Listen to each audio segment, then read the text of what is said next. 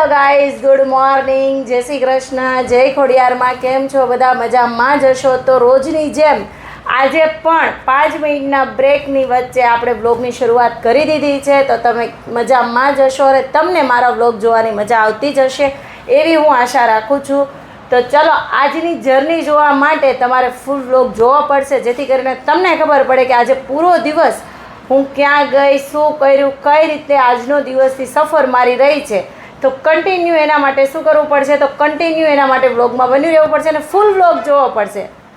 ચલો ચલો hello guys, તો ફાઇનલી હવે આપણે માતાજીનો શણગાર કરવા આવી ગયા છીએ. તો તમને પહેલાંનો શણગાર બતાવીશ અને પછી મેં કેવો શણગાર કર્યો છે ને એ બી બતાવીશ.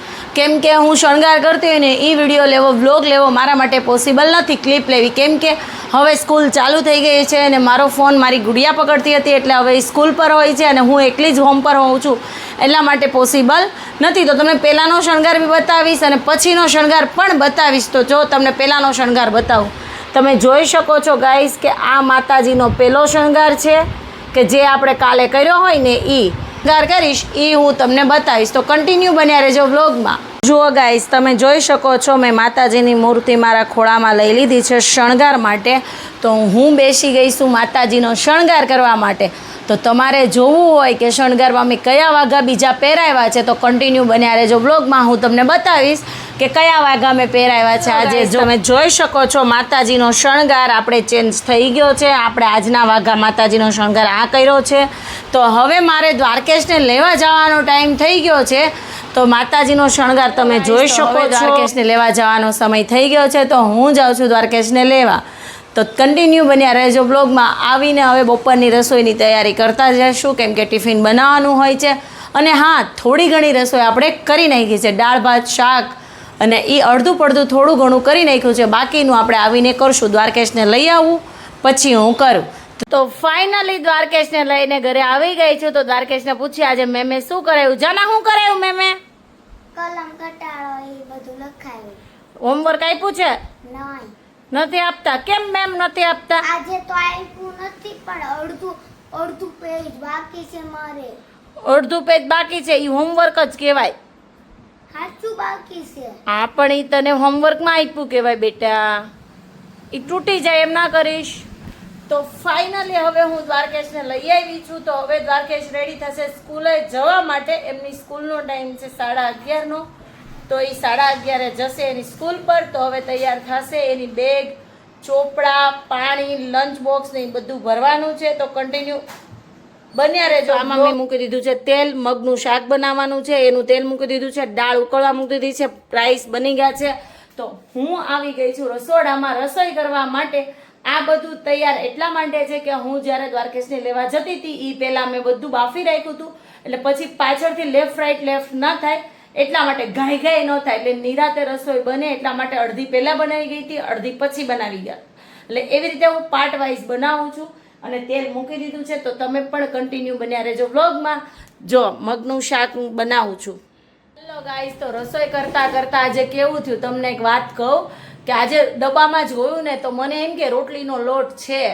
ત્યાં તો જોયું ને ત્યાં તો એન ટાઈમે રોટલીનો લોટ નહીં. સારું કર્યું, આ તો મારા ઘરે ઘંટી હતી એટલે મેં દળી નાખ્યું ફટાફટ. નકર શું કરે તું? તો ચાલો જો રોટલીનો લોટ ડબ્બામાં ભરું છું. ચાળી કાઢવીને ભરી દઉં. હું રોજે ગમે ત્યારે લોટ દળું ને એટલે ચાળીને જ ભરું છું. કેમ કે જ્યારે આપણે બાંધવાનો હોય ને ત્યારે એક એક હવાલો ચાળવો ન પડે, એટલે હું ચાળીને જ આખો ડબ્બો ભરી નાખું છું. બરાબર. તો આપણે કન્ટિન્યુ બન્યા રહેજો બ્લોગમાં.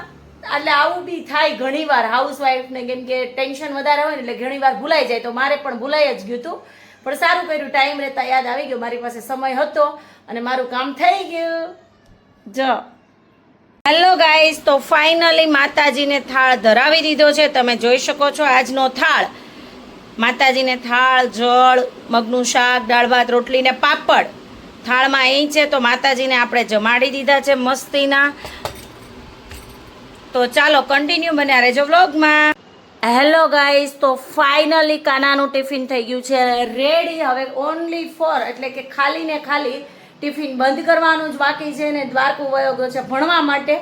તો હવે તમે હું શું કરું છું તો કન્ટિન્યુ બન્યા રહેજો વ્લોગમાં. તો હવે આપણે કરીશું ટિફિન પેક. કાનાનું ટિફિન મોકલવાનું છે તો એ પણ રેડી થઈ ગયું છે. માતાજીને થાળ પણ ધરાવી દીધો છે. ને મસ્ત મજાનું બધું જ આપણું કામ થઈ ગયું છે. તો કન્ટિન્યુ બન્યા રહેજો બ્લોગમાં આગળની જર્ની જોવા માટે. હેલો ગાઈસ, તો ફાઇનલી હવે મસ્ત મજાની ફ્રી થઈ ગઈ છું. બધું જ કામ કરી લીધું છે. ટિફિન, દ્વારકેશ બધા જતા રહ્યા છે. માતાજીનો થાળ મેં પણ જમી લીધું છે. તો હવે હું જઈશ ગોટિંગ ક્લાસમાં. ગોટિંગ ક્લાસમાં જઈને જાગીને પછી પાછી કન્ટિન્યુ શું કરું છું એના માટે કન્ટિન્યુ બ્લોગમાં બન્યા રહેજો ગાઈસ. તો ફાઇનલી બપોર પછીનો આરામ કરીને જાગી ગઈ છું, બેસી ગઈ છું દ્વારકેશની વાટે. ગોપી દીદી ગુડિયા મારી આવી ગઈ છે ઘરે. તો હવે દ્વારકેશની વાટે છું ને હું ક્યાં જાઉં છું એ તમારે જોવું હોય તો એના માટે શું કરવું પડશે, તો ફૂલ બ્લોગમાં કન્ટિન્યુ બન્યા રહેવું પડશે. તો હમણાં રેડી થઈને હું જઈશ બહાર. ક્યાં જાઉં છું, શું કરું છું એ જોવા માટે તમે ફૂલ બ્લોગ. હા બેટા બોલો, કેમ તૈયાર થાવ છો? કઈ બાજુ? ઈ તારે જોવું હોય ને તો એના માટે સરપ્રાઈઝ છે કે હું ક્યાં જાઉં છું આજે મસ્ત મજાની તૈયાર થઈને. તો એના માટે કન્ટિન્યુ તારે ફૂલ બ્લોગ જોવો પડશે. આખો બ્લોગ જોઈશ ને તો તને બધી જ ખબર પડી જશે કે હું ક્યાં ગઈ હતી એમ. તો જો હું તૈયાર થઈ, માથું ઓળી, હમણાં મસ્તની લિપસ્ટિક, કાજલ ને બધું જ કરીને હું જવાની છું. લિપસ્ટિક ને એવું બધું કરીને જાવ છો? હા દીકુ, એટલે તો તને મેં કીધું કે હું ક્યાં જાઉં છું, કઈ રીતે જાઉં છું. જો આ લિપસ્ટિક છે, આ કલર છે, વેસ્ટીજની લિપસ્ટિક કરું છું. કઈ બાજુ જાઉં છું એ તારે જોવા માટે શું ફૂલ બ્લોગ જોવો પડશે. એમ તો તને કીધું મેં. જો મસ્તની હવે લિપસ્ટિક કરી લઉં છું એટલે બોલીશ નહીં હો ને. હા.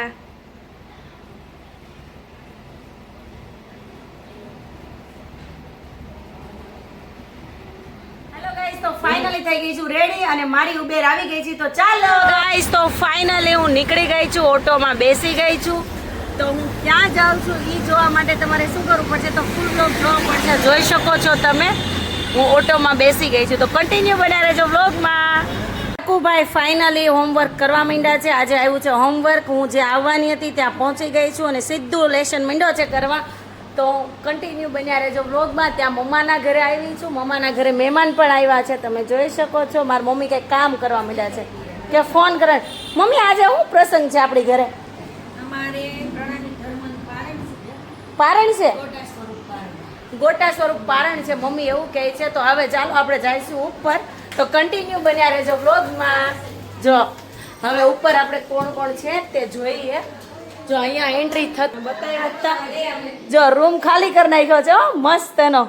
પારણની ફૂલ તૈયારી થઈ ગઈ છે, જોઈ શકો છો તમે. મજાની તૈયારી થઈ ગઈ છે. અહીંયા ટીપોય આથી બધું તૈયારી થઈ ગઈ છે. ભાભી શું કરે છે એ આપણે પૂછવું લાગે છે. લોટ કંઈક છે પણ હેનો છે એ નથી ખબર પડતી. ભાખરીનો લોટ. સાંજે ડિનરની મીંડા છે તૈયારી કરવા ભાભી. જો અહીંયા બી આ શું બની ગયું છે ભાભી? સા પ્રસાદી. જો પ્રસાદી પણ રેડી થઈ ગઈ છે અહીંયા. તો કન્ટિન્યુ બન્યા રહેજો બ્લોગમાં, મજા આવશે. હવે ભાઈ શું કરે છે આપણે જોઈએ. ભાઈ તો એનું કામ કરે છે, વર્ક કરે છે. અહીંયા સોફા મૂકી દીધો છે, અહીંયા વોશિંગ મશીન આવી ગયું છે અને આ છે મંદિર. જોજો કન્ટિન્યુ આવશે, બહુ મજા. કેમ અત્યારમાં રસોઈ? અત્યારમાં રસોઈ મામાના ઘરે પારણ છે. તો હમણાં 7 વાગશે ને તો બધા મહેમાન આવવા મળશે. 7 વાગે તે આપણે જમી કાઢવીને રેડી થઈ જવાનું છે. એટલે આજનું મેનુ છે ને હાવ સાદું ને મારું ફેવરિટ છે. બોલ, તને ખબર હોય ને તો બોલ શું હશે આજનું મેનુ જમવા? ચાન ભાખરી. યસ, ચા ને ભાખરી મારું ફેવરિટ છે. 5 સ્ટાર હોટલ બરાબર ચા ને ભાખરી છે મારી. તને તો ખબર જ છે. હા. આવશે મજા બહુ જમવાની, ખાવાની પણ અને પારણમાં પણ મજા આવશે. તો કન્ટિન્યુ એના માટે બ્લોગ જોવો પડશે. તો ચલો હવે બેટા. કપડા કેમ બદલી નાખ્યા? ગરમી કેટલી છે ઉનાળાની, એટલે ગરમી બહુ થતી હતી એટલે ચેન્જ કરી નાખ્યા. હમણાં પાછા ચેન્જ કરી નાખશું. તો હવે બા બનાવે છે થેપલી. થેપલી કે થેપલી? થેપલી. ભોગ લગાવવા માટે રાજજીના ભોગની થેપલી બનાવે છે. તો જો ઘી ગરમ કરે છે બા. ઉધીરે ખડખડ. તો ફાઇનલી બાએ ઘીમાં નાખી દીધો છે લોટ. આ બનાવે છે મહાપ્રસાદ ભોગ લગાવવા માટે રાજજીનો. પહેલી હોય ને પેલો ભોગ એ આનો હોય અને બીજો ભોગ હોય એ રવાના લોટનો પ્રસાદ હોય એ હોય. પછી 5 ફ્રૂટ હોય અને પછી શેણાનો પ્રસાદ. અમારે ગોટા પારણ તમારા પારણમાં શું કરે મમ્મી? અમારે પારણમાં 18,758 છોપાઈ હોય. એના 18 ગ્રંથ હોય. એ 18 ગ્રંથના બધા જુદા જુદા 18 જણા વાસે. શરૂ થાય હા. પછી બધાને પૂરા કરવાના પૂર્ણ કોઈ દી થતી નથી પારે અને પૂર્ણ અહીંથી કરવાની એવી રીતના. છે એ અમારા રાજ્યનું મૂળ સ્વરૂપ ઈ કે બરોબર. તો એક બાજુ મારે ભાખરી ચાલુ છે, બીજી બાજુ મમ્મીને મહાપ્રસાદની ભોગની તૈયારી ચાલુ છે. ઢેફલી મમ્મી બનાવે છે.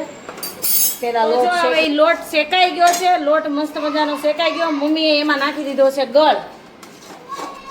હવે હલાવે ન થાય હો ઇન કેસ નાથજી મહારાજની મહેરબાની થાય એને થાય ને એમ કે જમી નાખો હા નાખો થોડું. પ્રેમથી કેટલો પ્રેમથી તમે થાળ બનાવો. હરે શ્રી ભોજન રામજી હલાય ગળ. હવે ફાઇનલી જો મસ્ત મજાની ડીશમાં ઢાળી દીધી છે. આ મારા ફોઈ છે સગા. ઓલો હું ભાખરી બનાવું છું અને ઈ જો થાળ રેડી કર્યો એને. નણંદ ભોજાય કાઢી મારા કાનજી તે દર્શન કરવા બેસી ગયા છે ભગવાનના. તમે જોઈ શકો છો જો સામે પાછળ મારા પપ્પા ઊભા છે. કાના દર્શન કરે છે કાનજી જો.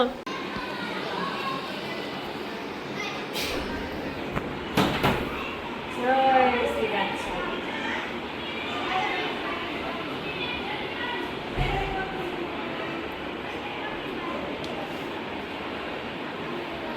હેલો ગાઈઝ, જય માતાજી, જય શ્રી કૃષ્ણ. તો ફાઇનલી હવે આપણે માતાજીને પોઢાડી દઈશું, માતાજીના દર્શન કરી લઈશું અને અહીંયા કરશું બ્લોગને સમાપ્ત.